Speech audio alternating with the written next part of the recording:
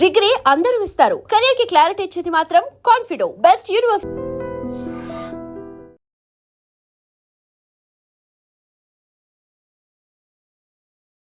ఇక్కడ చూడు కూడా అంటే మహిళలపై అఘాయిత్యాలు అనేవి ఎక్కువైపోతూ ఉన్నాయి. ఇలా చేసే వాళ్ళ గురించి కానీ, ఇలా బలైపోతున్న ఆడవాళ్ళ గురించి కానీ, అంటే కర్మ సిద్ధాంతం ఏం చెప్తుంది? మనిషి అనే వాళ్ళకి ఎవరికైనా ఇట్లాంటి వింటే చాలా ఇబ్బందిగాను బాధగాను అనిపిస్తుంది. ఆడవాళ్ళం కదా, ఇంకా ఎక్కువ బాధ అనిపిస్తుంది. మూడోది తల్లి కాబట్టి ఇంకా ఎక్కువ బాధ అనిపిస్తుంది. ఒక తప్పు జరుగుతుంది అంటే ఒక వ్యక్తికి సంబంధించింది కాదు. మనుషుల్లో పైశాచికత్వం ఎక్కువైపోయింది, స్వార్థం ఎక్కువైపోయింది. ఉమెన్ సేఫ్టీ అనేది ఈరోజు చాలా ప్రశ్నార్థకం. అంటే బాధ్యత అంటే ఏం తీసుకోమంటున్నారు, ఏం చేయాలని అంటున్నారు? ఇప్పుడు సమాజం ఎట్లా ఉంది బయట అని తెలిసినప్పుడు, సొసైటీలో సిస్టమ్ లేనప్పుడు, నోట్లకి ఓట్లు అమ్ముకొని ఇలాంటి సమాజంలో బతుకుతున్నప్పుడు జాగ్రత్తలు తీసుకోవడం తల్లిదండ్రుల బాధ్యత. ఐడ్రీమ్ ప్రేక్షకులకు నమస్కారం. ధర్మ వర్సెస్ కర్మ కార్యక్రమానికి స్వాగతం.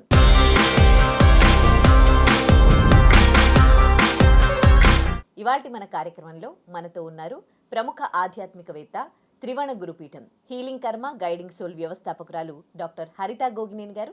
మాట్లాడదాం. నమస్తే అండి. నమస్తే శ్రీ. ఈ మధ్యకాలంలో మహిళలపై జరుగుతున్న అఘాయిత్యాల గురించి మిమ్మల్ని ఒకటి అడగాలనుంది. ట్విషా శర్మ కేసు కావచ్చు. ఆవిడ అంత చదువుకొని అంత షార్ప్ లేడీ, పాపం అత్తగారింట్లో బాధలు భరించలేక సూసైడ్ చేసుకుంది. ఇదొక అఘాయిత్యము. ఇంకో దగ్గర 3 ఏళ్ల పాప పైన 60 ఏళ్ల ముసలోడు రేప్ చేశాడు. ఇలా ఎక్కడ చూడు కూడా అంటే మహిళలపై అఘాయిత్యాలు అనేవి ఎక్కువైపోతూ ఉన్నాయి. అంటే ఇలా చేసే వాళ్ళ గురించి కానీ, ఇలా బలైపోతున్న ఆడవాళ్ళ గురించి కానీ, అంటే కర్మ సిద్ధాంతం ఏం చెప్తుంది? ఒక కర్మ సిద్ధాంతిగా మీరు ఇవన్నీ చూస్తుంటే మీకేమనిపిస్తుంది? ఈ యుగం ఏంటి, ఎటువైపు పోతుంది అసలు? మొదటైతే ఏ మనిషికైనా బాధ అనిపిస్తుంది శ్రీ.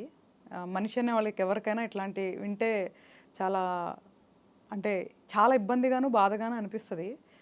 అందులో ఆడవాళ్ళం కదా, ఇంకా ఎక్కువ బాధ అనిపిస్తుంది.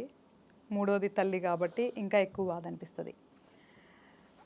ప్రపంచం ఎటుపోతుంది అంటే ప్రతి ఒక్కళ్ళు ఎవరికి వాళ్ళు ప్రశ్నించుకోవాలి నాన్న. అంటే ఎలాంటి సమాజంలో మనం ఉంటున్నాము, ఎలాంటి సమాజాన్ని తయారు చేస్తున్నాము, ఎలాంటి సిస్టంలో మనం ఉంటున్నాము. ఇక్కడ చాలామంది ఇన్వాల్వ్ అయి ఉన్నారు, ఒకళ్ళు కాదు.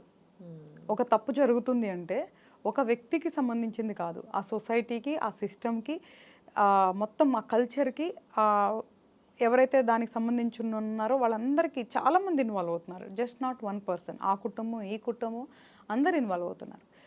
మనకి ఎట్లా అయిపోయిందంటే మనుషుల్లో పైశాచికత్వం ఎక్కువైపోయింది, స్వార్థం ఎక్కువైపోయింది, అదుపు అనేది లేదు. అంటే ఇప్పుడు ఇలాగా ఎప్పుడు చేసే వాళ్ళని ఎప్పుడు మనం మగాళ్ళు మనం మృగాలనే అంటాము, వాళ్ళని మగాళ్ళని, మిగతా మగజాతిని మనం అవమానించలేము అంటాం. బట్ కానీ ఉమెన్ సేఫ్టీ అనేది ఈరోజు చాలా ప్రశ్నార్థకం.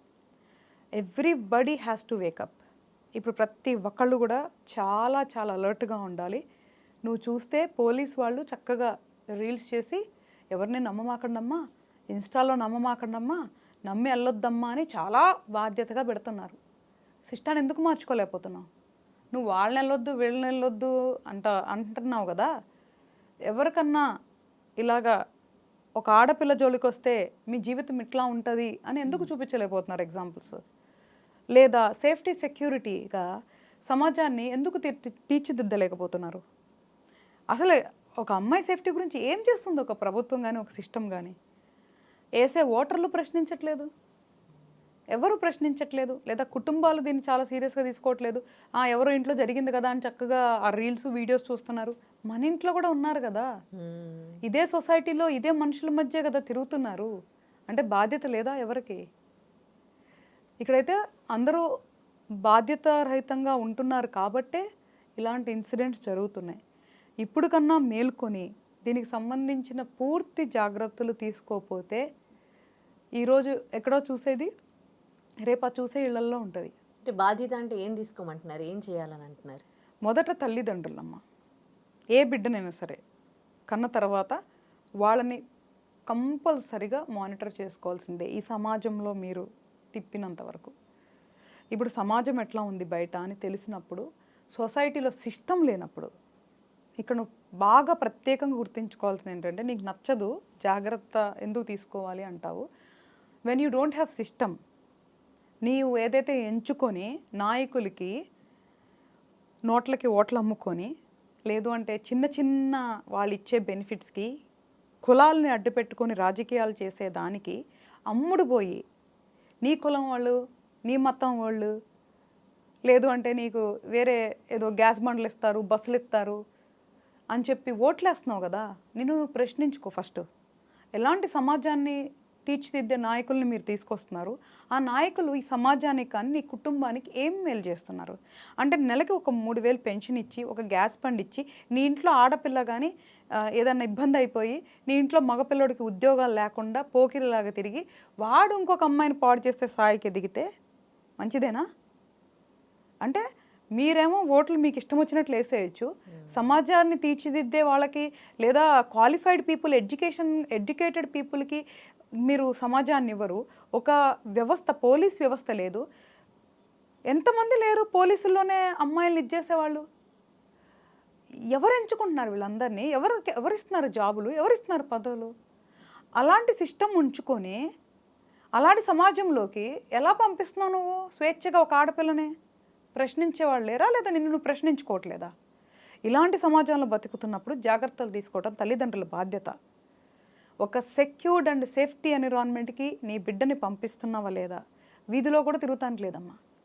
పబ్లిక్గా ఒక చిన్న పిల్లలు కూడా వీధిలో తిరుగుతాను లేదు. నువ్వు చెప్పిన 3 ఏళ్ల పాప ఒక వీధిలో ఆడుకుంటుంది. ఏది నీ సిస్టమ్? ఏది నీ గవర్నమెంట్? ఏది నువ్వు ఓట్లు వేసిన వాళ్ళు లేరే? తిరిగిస్తారా ఆ బిడ్డని? ఒక వీధిలో ఆడుకుంటున్న అమ్మాయిని చక్కగా పబ్లిక్లో అట్లా నడిపించుకొని తీసుకొని వెళ్ళాడు. మరి ఎవరు దీనికి బాధ్యులు? సిస్టమ్ కాదా? అంటే మనం ఓట్లు వేసుకొని, మనం ట్యాక్సులు కడితే రోడ్లేసి, నువ్వు జీతాలు ఇస్తే పనిచేస్తున్న గవర్నమెంట్ ఉద్యోగులు వాళ్ళందరూ పెత్తనం చెలాయిస్తూ నీ వీధేంది, మీకు విద్యుత్ ఏంది, మీకు సెక్యూరిటీ ఏందో పట్టించుకోకుండా ఎవడు ఇంట్లో ఆడు దీపాలు వెలిగించుకుంటుంటే, నీ వీధిలో దీపాలు లేకపోతే నీ ఇంట్లో దీపమే కదా ఆరుతుంది. ఏం చేస్తున్నారు? సో ఫస్ట్ ఇండివిజువల్గా ఎవరైతే ఓట్లు వేస్తున్నారో వాళ్ళని వాళ్ళు ప్రశ్నించుకోవాలి. ఎలాంటి సమాజంలో మనం ఉంటున్నాము, ఎలాంటి నాయకులను ఎంచుకుంటున్నాము, ఎట్లాంటి వ్యవస్థలు ఉన్నాయి. మరి ఎంచుకున్నావుగా, దానికి అనుభవించాలి కదా. మరి పంపించేటప్పుడు నీ ఆడపిల్లని జాగ్రత్తగా పంపించుకో, జాగ్రత్తగా చూసుకో. నీకు చేత కాలేదు నాయకులను ఎంచుకోవటం, మరి కాపాడుకో అమ్మా. ఇప్పుడు ఎన్సిఆర్బి డేటాబేస్ ప్రకారం ఇండియాలో సంవత్సరానికి సుమారుగా లాస్ట్ ఒక 3-4 ఇయర్స్ డేటా 2021, 22, 23 సుమారుగా డేటా తీసుకుంటేనమ్మా సంవత్సరానికి 4.5 లక్షల క్రిమినల్ కేసెస్, అంటే ఫీమేల్ అబ్యూస్ కానీ, మ్యారిటల్ కానీ, బిఫోర్ మ్యారేజ్ కానీ, most of them after marriage cases నమోదవుతున్నాయి తల్లి. 30,000+ రేప్ కేసెస్ నమోదవుతున్నాయి. అంటే రోజుకి 80 నుంచి 90 నమోదయ్యేవి. నమోదు కానీ అంటే రోజుకి 80 నుంచి 90 మంది ఆడపిల్లలు సఫర్ అవుతున్నారంటే ఎలాంటి వ్యవస్థలో మనం ఉంటున్నాం అనేది ప్రశ్నించుకోండి. ఎందుకు వేస్తున్నారు మరి ఓట్లు? అలాంటప్పుడు ఒక సెక్యూర్డ్ వ్యవస్థని ఇవ్వలేనప్పుడు ఎందుకు వేస్తున్నారు ఓట్లు? అడ్డమైన టైము సోషల్ మీడియాల్లోనూ, రీల్స్లోనూ, ఈ ఇల్లీగల్ రిలేషన్లను టైం స్పెండ్ చేసే బదులు ఒక ఆడపిల్లని ఎట్లా కాపాడుకోవాలి, దానికి సంబంధించి ఎలాంటి టూల్స్ కావాలి, ఎందుకు చేయలేకపోతున్నారు? మగవాడు తిరిగినంత స్వేచ్ఛగా ఆడగా తిరగలేకపోతుందంటే ఏంటి? ఎందుకు ఎవరు ముందుకు రాలేకపోతున్నారు? దీనిపైన ఫైట్ చేయాలని ప్రతి ఒక్కరికి ఉండాలి, వాళ్ళందరూ ముందుకు రావాలి. ఇప్పుడు ఎంతసేపు మనం ఇప్పుడు 3 ఏళ్ల పిల్లను ఆ తల్లిదండ్రులు చేసిన తప్పేంటి?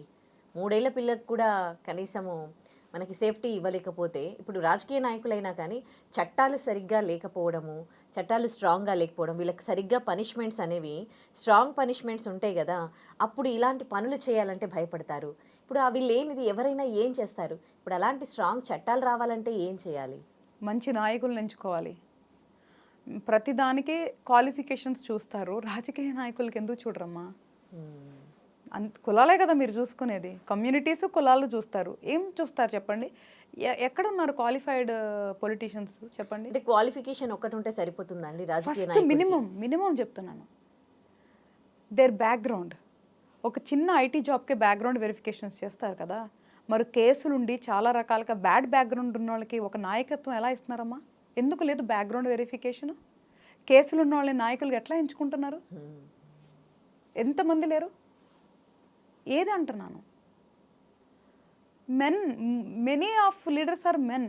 ఉమెన్ గురించి ఎందుకు ఆలోచిస్తారు? సేఫ్టీ గురించి మన చట్టాన్ని పాస్ చేయనివ్వలేదు కదా, అది పార్లమెంట్లో రిజర్వేషన్లో ఆడవాళ్ళకి ఎన్డీఏ గవర్నమెంట్ రిజర్వేషన్ తీసుకొని వస్తే దాన్ని పాస్ చేయనివ్వలేదు, కొన్ని స్టేట్స్ సపోర్ట్ చేయలేదు. చేయాలి, అదే చెప్తుంది. 50% బట్ అలానే ఉమెన్ వచ్చినంత మాత్రానే సొసైటీ మారిపోద్దా అంటే I can't say that. Leader gender అవసరం లేదు, వాళ్ళకి మినిమం బాధ్యత ఉండాలి. ఎవరినైతే మనం ఎంచుకుంటున్నామో వాళ్ళకి కొన్ని అర్హతలు ఉండాలి. అర్హత చూడకుండా నేను చెప్తున్నానుగా, ఈ కుల పిచ్చి అనేది తగ్గితేనే మన సమాజం బాగుపడుతుంది. ఇక్కడ మనిషే కులం, దట్ ఈస్ మోర్ ఎనఫ్. ఒక మనిషి అంటేనే కులం, ఇంకా మంచితనమే మతం. మనందరికి కావాల్సింది మానవత్వం. ఈ మూడే మీకు పెట్టుకోండి ఇంట్లో. మీ కులం వాళ్ళని మీరు పెళ్ళిళ్ళు పిలుచుకోండి, మీ కులం వాళ్ళతో మీరు తిరగండి, మీ కులం వాళ్ళతో మీరు ఏమన్నా ఊరేగండి. బట్ సమాజానికి కావాల్సింది కులపు నాయకులు కాదు, బాధ్యత కలిగిన వాళ్ళు. కానీ ఇప్పుడు అంటే కులాల ప్రాతిపదికన విడదీసి కులాల కోసం రిజర్వేషన్లు కావాలి అని కుల ప్రాతిపదికన విడదీస్తున్నది రాజకీయ నాయకులు ఇక్కడ. అవును, ఎందుకంటే మనుషుల్లో ఉన్న బలహీనతల్ని వాళ్ళు వ్యాపారం చేసుకుంటున్నారు. అది మనుషుల్లో లేనప్పుడు వాళ్ళు మాత్రం ఏం చేయగలరు? ఇక్కడ మనకు కావాల్సింది కులం కాదు. నా ఇంటి ఆడపిల్ల చక్కగా ఒక వీధిలోకి వెళ్ళి తిరిగి నా ఇంట్లోకి రావాలి, సంతోషంగా నా కూతురు కానీ ఇంకొక బిడ్డ కానీ సంతోషంగా ఉండాలి. నా ఇంట్లో పెట్టిన మగపిల్లవాడు చక్కగా ఏదో ఒకటి ఉద్యోగ అవకాశాలు ఉండాలి, లేదా ఇంకొకటి చేసుకొని ప్రయోజకుడు అయి ఉండాలి. ఇప్పుడు ఒకడు తాగి తందనాలాడి లేదంటే వేరే అలవాట్లకి వెళ్ళిపోయి ఆడపిల్లల్ని పాడు చేస్తున్నాడంటే వాడు ఖాళీగా ఉండబట్టేగా. వీళ్ళింట్లో ఆడపిల్ల ఇబ్బంది పడుతుందంటే సొసైటీలో సేఫ్టీ సెక్యూరిటీ లేనట్లే కదా. ఈ రెండింటిని బ్యాలెన్స్ చేయగలిగింది ప్రభుత్వం మాత్రమే కదమ్మా. ఇన్ని సంవత్సరాల నుంచి మనకి ఒకటే ప్రభుత్వం ఉంది కంట్రీలో. ఏం చేసింది నాన్న? ఎవరన్నా ప్రశ్నించారా? గెలిపిస్తారు, ఓకే. ఆయన మన సనాతన ధర్మానికి విలువిస్తున్నారు, హిందువులకి ఎంతో కొంత గౌరవం ఇచ్చారు, fine. But safety comes first కదా. మతం ఉండి సేఫ్టీ లేకపోతే ఏం చేసుకుంటాము? అంటే ఎన్ని గవర్నమెంట్లు పాలించినా ఇవి రెగ్యులర్గా జరుగుతూనే ఉన్నాయి కదా. ఇప్పుడు వీళ్ళు వాళ్ళు అని కాకుండా అన్ని గవర్నమెంట్లలో కూడా ఇలాంటివి జరుగుతూ ఉన్నాయి. అదే అంటున్నాను, అందుకే బాధ్యతమైన గవర్నమెంట్ని ఎంచుకోపోవటం ఓటర్గా మిస్టేక్ అంటున్నాను. ఆలోచించమంటున్నాను. ఇప్పుడు ఎంతసేపు ఏంటి, బంగారం ఇస్తున్నారా, లేదంటే బట్టలు ఇస్తున్నారా, లేదు అంటే గ్యాస్ ఇస్తున్నారా, లేదా పెన్షన్ ఇస్తున్నారా, లేదా బస్సు అదే బస్సులో రేపులు జరుగుతున్నాయి కదమ్మా. నీ ఇంటి ఆడపిల్ల ఎలాగుంటుంది, నీ ఇంటి మగపిల్లోడు మంచిగా చదువుకొని ఉద్యోగం ఎట్లా చేస్తాడో అట్లాంటి వాళ్ళకి కదా అవకాశాలు ఇవ్వాలి. ఇప్పుడు మన ఇద్దరం ఉన్నాం శ్రీ, ఇప్పుడు నువ్వు అంటావు ఒక ప్యాకేజ్ తయారు చేస్తావు, నెలకి 10,000 బెనిఫిట్ వచ్చే ప్యాకేజ్ తయారు చేయి నువ్వు. నేనంటాను నేను ₹1 కూడా ఇవ్వను, కానీ మీ ఇంట్లో వాళ్ళందరినీ నేను ఉద్యోగస్తులు చేస్తాను, నీ ఇంటి ఆడపిల్లకి కష్టం రాకుండా చూస్తానంట. ఎవరిని ఎంచుకుంటారు? 10,000 ఇచ్చే నిన్ను మాత్రమే ఎంచుకుంటారు. ఇది అవును, ఎప్పుడు ఈ బెనిఫిట్స్ చూస్తారు కానీ ఇది చూడరు. మన ఇల్లు కుటుంబం కానీ ఇంకొకటి బాగుండాలి అంటే వ్యవస్థ బాగుండాలి, భయం ఉండాలి మనుషులకి. అట్లాంటి మన దగ్గర పోలీస్ వ్యవస్థ ఉండాలి. అంతే తప్ప అమ్ముడుపోయే వ్యవస్థలో, బాధ్యతారహితంగా ఉండే వ్యవస్థలో ఆడవాళ్ళకి ఎలాగా సురక్షితంగా ఉంటారు తల్లి? నిజంగా అంత కష్టమా చెప్పు? నిజంగా అంత కష్టమా? పవర్ చేతుల్లో ఉంటే ఇప్పుడు మన దగ్గర కేటగిరీస్ చేశారు కదా, కంట్రీకి ఒకళ్ళు ఉన్నారు, స్టేట్కి ఒకళ్ళు ఉన్నారు, తర్వాత జిల్లాకి, తర్వాత ఊర్లకి, ఇట్లా మొత్తం మనకి సాగ్రిగేటెడ్ ఉన్నారు కదా చాలా లెవెల్స్ వాళ్ళు. ఒక్కొక్క ఊరు ఒక్కొక్క నాయకుడు డెవలప్ చేసుకుంటూ వెళ్ళొచ్చు కదా. ఒక ఊర్లో మినిమం ఏమున్నాయో రిక్వైర్మెంట్స్ చేస్తారు. ఇప్పుడు బిఫోర్ పాలనలో వాళ్ళు చాలా గుడ్ జాబ్ చేశారు, నేను కళ్ళతో చూసాను. ఇది రోడ్లు వేయటం, డ్రైనేజ్ వేయటం, ఇంటికి నాలా వేయటం, ఇట్లాంటి కొన్ని డెవలప్ చేశారు. తర్వాత వచ్చిన వాళ్ళలో అవన్నీ ఉన్నాయి కదా. సెక్యూరిటీ కెమెరా సిస్టమ్ ఎందుకు పెట్టవు నువ్వు మొత్తం ఊర్లో? SOS బటన్స్ ఎందుకు పెట్టరు మీరు? ఏదన్నా అవుతున్నప్పుడు ఈ ఏదైతే కరెంట్ పోల్స్ ఉన్నాయి కదా, ఆ ఊరికి వైఫై పెట్టేసేసి కరెంట్ పోల్స్కి SOS బటన్ పెట్టి మొత్తం సెక్యూరిటీ కెమెరాస్ పెడుతుంటే ఎక్కడ ఒక ఆడపిల్లకి ఏదైనా ఇబ్బంది జరుగుతుంటే నియర్ బై ఏదైనా బటన్ నొక్కితే ఇమీడియట్ హెల్ప్ వచ్చే సర్వీసెస్ ఎందుకు పెట్టరు? అంటే ఎవరింటి దగ్గరకి వాళ్ళు వస్తే కానీ నొప్పి తెలీదా? అంటే వేరే ఇంటి ఆడపిల్ల బాధపడితే మనకి బాధ్యత లేదా? అలాంటి వాళ్ళు నాయకులు ఎట్లా అవుతారమ్మా? ఈ ఊరు ప్రజలు కానీ, ఈ గ్రామం ఏమంటారు లైక్ జిల్లా కానీ, మండలం కానీ, లేదంటే రాష్ట్రం కానీ ప్రజలు గెలిపిస్తున్నారంటే బాధ్యత గలగా ఉండే నాయకులను అయితే కదా గెలిపించాలి. ఎవరికి ఉంది ఇక్కడ? నాయకులు అనగానే ఇగో, ఒక ప్రోటోకాల్, VIP, ఎక్కడ లేని ఇగోలు. వాళ్ళేదో తోపులు అనుకొని అక్కడ కూర్చుంటే ఓటేసినోడు అక్కడ కూర్చుంటాడు. గెలిపించేది ఓటేసేవాడు, ఆ కింద కూర్చున్నాడే. మరి వాళ్ళు అక్కడే ఉంటున్నారు, వీళ్ళు అక్కడ ఎలా ఉంటున్నారు? ఇది ఆలోచిస్తున్నారా మనోళ్ళు? ఓట్ల టైంకి వాళ్ళ ఇళ్ళలోకి వెళ్ళిపోతారు, వాళ్ళ ఇంట్లో అన్ని పనులు చేస్తారు, వాళ్ళ ఇంట్లో ఫుడ్ తింటారు. ఆ తర్వాత వాళ్ళు గెలిచాక వీళ్ళ ఇంటి బయట వాళ్ళ కోసం వెయిట్ చేయాలి. తప్పెవరిది? ఓటేసిన వాళ్ళదే. ఎగ్జాక్ట్లీ. అందుకే అనుభవిస్తున్నాం. ఎవరిని బ్లేమ్ చేస్తాం? తప్పుదారులు పెట్టి అలాగా పైశాచికంగా చేసే మగాళ్ళని అందామా, లేదా అసలు చేతులారా స్పాయిల్ చేసుకున్న నీ సొసైటీ, నీ సిస్టమ్ అందామా? అంతెందుకు, ఎవరైనా సరే ఒక ఓటర్స్తో ఎన్నుకోబడే వాళ్ళు ప్రజలకి సేవ చేసేవాళ్ళు. వాళ్ళేమొచ్చేసేసి చాలా రిచ్గా భోగభాగ్యాలు అనుభవిస్తారు. ఓటేసిన నువ్వు పేదరికాన్ని, దరిద్రాన్ని అనుభవిస్తున్నావు. ఎందుకు ప్రశ్నించుకో? అంటే నీ ఓటు విలువేంటో తెలుసా? ప్రశ్నించుకోవాలి కదా నాన్న. అరే నా ఇంటి ఆడపిల్ల ఈరోజు సేఫ్టీగా ఉండ నాయకుడికే ఈసారి. ఇవి కదా మీరు పెట్టాలి ముందు. ఇప్పుడు ఒక రాజకీయ నాయకుడి ముందు ఎన్నో వాళ్ళ ఇవి పెడుతూ ఉంటారు.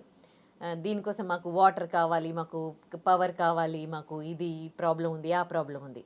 మా అమ్మాయికి సెక్యూరిటీ, మా ఇంట్లో ఆడపిల్లలకి సెక్యూరిటీకి సంబంధించి మీరేం చేస్తారు? ఇది కదా రాజకీయ నాయకుడిని అడగాలి. అవును. ఇంకొక ప్రాబ్లం ఏంటంటే శ్రీ, యాజ్ పర్ డేటా కూడా 70 to 80% అమ్మాయి మీద జరిగే వాటికి కొత్త వాళ్ళ నుంచి బయట వాళ్ళని జరగట్లా. అవును. కుటుంబంలో వాళ్ళ దగ్గర నుంచి, స్నేహితుల దగ్గర నుంచి, బంధువుల దగ్గర నుంచి, తెలిసిన వాళ్ళ దగ్గర నుంచే జరుగుతున్నాయి. అదే ఎవరో వాచ్ చేస్తున్నారు, మనం తప్పు చేస్తే వెంటనే శిక్ష పడిద్ది అన్న భయంతో వాళ్ళల్లో ఉన్న మృగాల్ని వాళ్ళు కంట్రోల్ చేసుకుంటారు కదా. ఇప్పుడు వాడు ఒక 5 నిమిషాల సుఖం కోసం వయసు వరుస చూడకుండా తప్పు చేస్తున్నాడు కదా. కనీసం వాడి సంతోషం కోసం, వాడు బాగుండటం కోసం వాడు అట్లీస్ట్ భయంతో తప్పు చేయకుండా ఉంటాడు కదా. అలాంటి సొసైటీ లేనప్పుడు ఇంకా మీరు ఎంతమంది నాయకులను ఎంచుకుంటే ఏం లాభం నాన్న? ఎన్ని జరుగుతున్నాయి, ఎన్ని ఘోరాలు జరుగుతున్నాయి, ఎన్ని అమ్మాయిలు లిఫ్టింగ్స్, వాటిని ఏమంటారు తల్లి, అబ్డక్షన్స్ చాలా జరుగుతూ ఉంటాయి కదా. ఎత్తుకుపోతుంటారు కదా, కిడ్నాప్లు చేసి ఎత్తుకెళ్ళిపోతూ ఉంటారు పిల్లల్ని, ఆడవాళ్ళని. ఏమవుతున్నారు వాళ్ళకి? ఎన్ని కిడ్నాప్ కేసులు ఉండే? ఇప్పుడు నేను జస్ట్ రేప్ కేసులు చెప్పా, క్రైమ్ కేసులు చెప్పా, కిడ్నాప్ కేసులది ఈ రోజుకి దొరకని వాళ్ళు ఎంతమంది? అవును. రోడ్డు మీద వెళ్తుంటే విజయవాడలో ఒక మైనర్ అమ్మాయిని ఎత్తుకొని వెళ్ళారు. ఇప్పటి వరకు అడ్రస్ తెలీదు అసలు ఏమైంది అనేది. అసలు ఇంత ధైర్యంగా ఇట్లా చేస్తూ ఉన్నారు అని అంటే, అదే వాళ్ళ ఎవరైతే డ్యూటీలో ఉన్నారో వాళ్ళ ఇంట్లో జరిగితే అలాగే ఉంటారా? నేను అదే అంటున్నా, సామాజిక బాధ్యత అనేది ప్రతి ఒక్కళ్ళకు ఉండాలి. ఇది వేరేది అని చూడకూడదు. ప్రతి సమస్యని మన ఇంట్లో జరిగితే మనం ఎట్లా రియాక్ట్ అవుతామో, మనం బాధ్యతగా ఉన్న ఒక వ్యవస్థలో కానీ ఒక పొజిషన్లో ఉన్నప్పుడు అలాగే రియాక్ట్ అవ్వాలి. సో ఇప్పుడనే కాదు, ఇంతకుముందు మేబీ ఇప్పుడు కూడా సోషల్ మీడియా అవేర్నెస్ వల్ల ఎక్కువగా తెలుస్తుంది. బట్ ఎక్కువ అయిపోయినాయి. ఇంత అయిపోయినాయి అంటే అంత అయిపోయినాయి. ఎందుకు, ఇంతకుముందు ఆడవాళ్ళు ఎక్కువ చదువులు కానీ ఉద్యోగాలు కానీ బయటికి వెళ్ళేవాళ్ళు కాదు పాపం. ఇప్పుడు ఉద్యోగాలకి, చదువులకి బయటికి వెళ్తున్నారు. అది ప్రాబ్లం. రెండోది అంటే ఎక్స్పోజర్, బయటికి వెళ్తున్నారు, ఎక్కువ జరుగుతుంది. వాళ్ళకి సేఫ్టీ కావాలి. దాని తర్వాత చిన్నవాళ్ళు, లేదంటే ఊర్లో వాళ్ళు, అక్కడ ఇక్కడ ఆడుకునే వాళ్ళు, పెద్దవాళ్ళు, అసలు వయసు అనేది లేదు ఇంకా ఎక్కడ కూడా. నేను చెప్తున్నా, సొంత వాళ్ళ మధ్య ఎక్కువ జరుగుతున్నాయి. ఇదంతా ఇదొక ఎత్తు అయితే, రెండోది ప్రేమ. సోషల్ మీడియాలో పరిచయం అయితే కలుస్తానికి వెళ్ళిపోతారంట, ఇన్స్టాలో. ఎలా వెళ్తారు అసలు? అంటే కొంచెమన్నా ఆలోచన లేదా? అప్పుడు ఇండివిజువల్దే కదా తప్పు. ఓకే, చేసేవాడు ఉన్నాడు కరెక్టే, బట్ నువ్వెంత ఎందుకు ఇచ్చే అవకాశం? ఈ పాపలు వెళ్ళిపోతుంటే పేరెంట్స్ ఏం చేస్తున్నారు? వాళ్ళకి అసలు తెలియనే తెలియదు. ఇన్‌స్టాలో ఒకరు పరిచయం అయ్యారు, వాళ్ళతో ప్రేమలో ఉన్నారు అన్న విషయమే పేరెంట్స్‌కి తెలీదు. ఎందుకు కట్టుదిట్టం చేయట్లేదు? అంటే అతి నమ్మకంతో వదిలేస్తున్నావా? లేదు అంటే అశ్రద్ధతో వదిలేస్తున్నావా? 2 తప్పేగా. నా కూతురు అన్న ప్రేమ, నమ్మకం. ప్రేమ ప్రేమ ఉంటే ఉండాల్సింది బాధ్యత. బాధ్యత ఉంటే కాపాడుకోవాలి. అవి ఎక్స్‌క్యూజెస్. నాకు తెలిసి బద్ధకం, అశ్రద్ధ, భయం లేదు ఎవరికి. ఇన్ని జరుగుతుంది, ఇన్ని వార్తలు వస్తున్నాయి. ఇప్పటికీ ఎవరింట్లో ఆడపిల్లని వాళ్ళు కాపాడుకోలేకపోతే ఎట్లాగనన్నా? పెళ్ళికి ముందు కాపాడుకోలేరు, పెళ్ళయ్యాక కాపాడుకోలేరు. ఎలాంటి వ్యవస్థలో బతుకుతున్నాం? ఇక్కడ ఇంకొక క్వశ్చన్ ఏంటంటే ఎంతసేపు మనము ఆడపిల్లల్ని కాపాడుకోవాలి. మరి అలా చేస్తున్న మగపిల్లల గురించి అంటే వాళ్ళెంత బాధ్యతగా పెంచుతున్నారు, వాళ్ళెందుకు అంత మూర్ఖంగా తయారవుతున్నారు, వాళ్ళను పెంచే పద్ధతిలో కూడా పద్ధతిగా వాళ్ళని పెంచితే అసలు ఇలాంటి అఘాయిత్యానికి తావనేదే ఉండదు కదా. ఎంతసేపు మనము ఆడపిల్లల పేరెంట్స్కి చెప్పడమే తప్ప మగపిల్లల పేరెంట్స్కి ఏం చెప్తూ ఉన్నాం? మగపిల్లలు ఎందుకు అట్లా తయారవుతున్నారు? వాళ్ళని మార్చాల్సిన బాధ్యత లేదా సొసైటీకి? సొసైటీకి కాదు, పేరెంట్స్కి. ఫస్ట్ ఇండివిజువల్స్ కలిస్తేనే సొసైటీ. ప్రతి ఒక్క పేరెంట్కి బాధ్యత ఉంటుంది. అది అబ్బాయి అయినా అమ్మాయి అయినా. అబ్బాయిలకి వాళ్ళ పేరెంట్స్ అమ్మాయిల్ని గౌరవంగా చూడండి అని చెప్పాలి. హార్మోనల్ చేంజెస్ కానీ ఎట్లాంటి కోరికలు వస్తుంటే చెప్పండి ఓపెన్గా అని ఎవరు అడుగుతున్నారు? Parents. You have to monitor కదా. ఒక వయసు ఇప్పుడు ఇంతకు ముందు అంటే కొంచెం లేటుగా వచ్చేది. ఇప్పుడు నీకు 10 years 12 years నుంటే చాలా అయిపోతున్నాయి. నేను చెప్తుంది. అంటే ఇప్పటికీ మన కల్చర్లో అలాంటి విషయాలు అంటే పేరెంట్స్ పిల్లలతో అంత ఓపెన్గా మాట్లాడలేరు కదా. కల్చర్ గురించి మాట్లాడే అర్హత మనకు అసలు ఇండియన్స్కి లేదు నాన్న. ఇంకొకసారి కల్చర్ గురించి మాట్లాడే అర్హత ఎవరికి లేదు. ఎట్లాంటి ఫ్యాషన్ బట్టలేసి నీ బిడ్డలకి బయటికి పంపిస్తున్నప్పుడు ఇంక కల్చర్ ఎక్కడుంది శ్రీ? నీ కొడుకులకి చెప్పలేవా? అంత బ్రాడ్గా అమ్మాయిల్ని ఫ్యాషన్ బట్టలేసి పంపిస్తున్నారు, వీళ్ళు ఫ్యాషన్ బట్టలు వేసుకొని తిరుగుతున్నారు, సోషల్ మీడియాలో వాడుతున్నారు కదా, రీల్స్ చేస్తున్నారు కదా, రకరకాల రీల్స్ చేస్తున్నారు కదా, ఏం చేస్తున్నా రీల్స్ చేస్తున్నారు కదా, ప్రతిదీ బయటే కదా ప్రపంచంలో. ఇంట్లో ఏం గుట్లు లేవు కదా. కల్చర్ ఏంది నాన్న? కల్చర్ ఎక్కడుంది ఇంకా? ఇవన్నీ చేస్తున్నప్పుడు అస్సలు ఇంపార్టెంట్ అయిన సబ్జెక్ట్ని కూర్చోబెట్టి మాట్లాడటానికి ఏమడ్డు వస్తుంది నీకు? బాధ్యత లేకపోవటం వల్ల అంటున్నా. బాధ్యతగా కూర్చోబెట్టి మాట్లాడాలి. ఒక ఆడపిల్లైనా మగపిల్లైనా ఒక వయసు వచ్చిన తర్వాత కొన్ని హార్మోన్స్ వల్ల కొన్ని కోరికలు వస్తాయి నాన్న. మీరు ఆ టైంలో తప్పు చేయొద్దు, జాగ్రత్తగా ఉండండి, మాతో ప్రతిదీ షేర్ చేసుకోండి అనే స్వేచ్ఛను వాళ్ళకి ఇవ్వండి. అప్పుడే మారుతుంది అంటున్నాను. ఎవరి కాళ్ళు వాళ్ళ ఇంట్లో మొదలు పెట్టాలి. అసలు ఎవరు మొదలు పెట్టకపోతే ఎప్పటికీ మారుతాం మనం? పోనీ ఇప్పుడు టీనేజ్ పిల్లలు ఇట్లా చేస్తున్నారంటే ఓకే, ఆ ముసలోడు 3 ఏళ్ల పిల్లగాడు 3 ఏళ్ల పాప మీద వాడికి ఏం ఫీలింగ్స్ వచ్చాయి, వాడికి ఏం చెప్తారు? ఎవరు దానికంటే ముందు కూడా నాకు తెలిసి అది కూడా చాలా పెద్ద ఇన్సిడెంట్. 6 ఏళ్ళ పాప చంపేశారు కదా, చాలా దారుణంగా. చెప్తున్నా కదా తల్లి, మానవత్వం లేదు మనుషుల్లో, పైశాచికత్వం. ఆ నిమిషానికి ఏం అమ్మా వాస్తవంగా మాట్లాడాలనుకుంటే ఎందుకు ఇప్పుడు నువ్వు అన్నావు కదా, టీనేజ్ నుంచి మొదలు పెడితే కదా 60 ఏళ్ళకి వెళ్తారు. నేను మొక్కలో ఉన్నప్పుడే విత్తనం వేసినప్పుడే మొదలు పెట్టమంటున్నా నేను. ఇప్పుడు నువ్వు నీరు పోసి అన్నీ చేస్తేనే కదా మొక్క పెరిగి పెద్ద వృక్షం అవుతుంది. నువ్వు చిన్నప్పటి నుంచి ఎడ్యుకేట్ చేయండి. ఎవరింట్లో వాళ్ళు చిన్న పిల్లలు అప్పటి నుంచి మొదలు పెట్టండి. 5 ఏళ్ళ నుంచి పిల్లలు వింటారు. 5 ఏళ్ళ నుంచి కూర్చోబెట్టి మాట్లాడండి. ఒక మగ పిల్లడైనా ఆడపిల్లైనా, అమ్మ నిజంగా కోరికలు తీసుకోవాలంటే చాలా మార్గాలు ఉన్నాయి, ఇది కాదు. అదే కదా, అందుకే ఈ ప్రాస్టిట్యూషన్ అనేది అందుకే ఉండిందా అనిపిస్తుంది ఇవన్నీ చూస్తూ ఉంటే. నిజంగా ఆ ముసలోడు వాడికి నిజంగా అట్లా ఉంటే ఒక ప్రాస్టిట్యూటర్స్ ఉంటారు, వాళ్ళ దగ్గరికి వెళ్ళొచ్చు కదా. 3 ఏళ్ల పాప మీద నీకు ఎట్లా చాలా తక్కువ ఖరీదుకే ఉన్నారు నాన్న. నిజం చెప్పాలంటే చాలా కాస్ట్లీకి కూడా లేవు. నేను విన్నాను, చాలా తక్కువ ఖరీదుకున్నాయి. లేదా సెల్ఫ్ మార్గాలు కూడా ఉన్నాయి. ఒక మనిషిని అంత హింసించే బదులు నువ్వు సెల్ఫ్గా కూడా సాటిస్ఫై అవ్వచ్చు కదా. ఒక మనిషిని అంత పైశాచికంగా బాధ పెట్టే హక్కు ఎవరు ఇచ్చారు నాన్న?